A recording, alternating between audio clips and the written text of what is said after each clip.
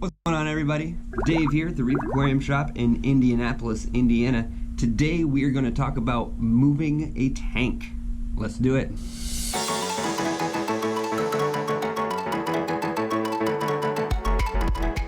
Alright, so you guys may have seen the series that we did giving away the Cobalt C-VUE 18. Chad was the winner of that tank. Very excited for him and his family. But I thought this would be a good opportunity to talk about moving a tank from point A to point B. So whether you're moving this tank from one room to another or from one house to a different house, essentially the steps are going to be the same except for the distance that the fish and all your stuff is in containers. Speaking of containers, we want to pick the right ones. Make sure you have big enough containers to take all the water from your tank. You also want to take into consideration fish size when you're picking out your containers as well. If you have some larger fish, you're going to want some larger containers. It's a good idea to have some sort of water movement in these containers.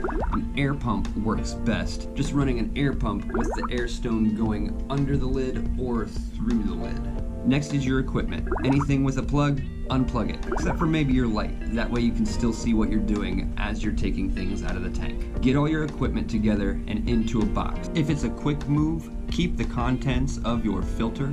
If it's going to be a little longer, try to keep that filter running on one of the fish's containers. If it's not that long of a time between breakdown and setup, it's not that big of a deal. You should be fine to just turn your filters off, keep its contents, and turn it back on once you've set everything back up. But the goal will definitely be to keep as much filtration media as possible. That way we can keep our beneficial bacteria colonies. Get the rest of your equipment cleaned up and into a box, and then let's move on to pulling out the decorations. So this is going to include anything that's hardscape, rocks, driftwood, plants, and we're going to stick those things into the containers that we're going to be putting our water and fish in. Once I have all the hardscape out, I take out about half of the water and put it into the container that I want to keep my fish in. Having everything out of the way and the water down about 50% makes catching the fish way easier. It's easiest to take the net and come up under them and lift up against the glass once you get them against a panel. After you've gotten all the fish out, it's time to get the rest of the water out. Make sure that when you're pulling water out that you're not digging down into your gravel like you would for a water change. We want to keep this water nice and clean. After that, it's going to be time to pull out your substrate. Make sure you have a separate container for the substrate. That way you're not putting it in the same container as the fish or any of the water from the tank. Now, if you have a planted tank, that might complicate things a little bit.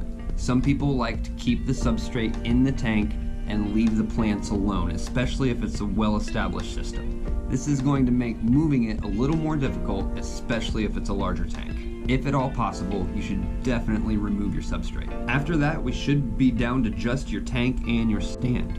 If you're moving in a short distance within your house, make sure that you have something to set the tank on. Set it onto something stable that's a little higher up. That way you don't have to lift completely from the ground. Move your stand into place where you want it, and then take that tank and move it onto the stand. Now, if you're moving from one house to another house, be sure that when you're packing up the tank and stand, that you have access to the stand first. That way you can put it in place, so you're not having to move a heavy tank out of the way just to get the stand out. And then to set it up, we're just gonna do that, but in reverse. We're gonna stick your substrate back in, your hardscape, plants. I'm gonna get the water back in the tank, get your equipment and fish in there, plug everything in, and we're golden. Make sure you do stick some sort of bacterial stabilizer in the tank to keep all your beneficial bacteria colonies nice and stable and not going wonky and all over the place like we don't want. My personal choice would be Seed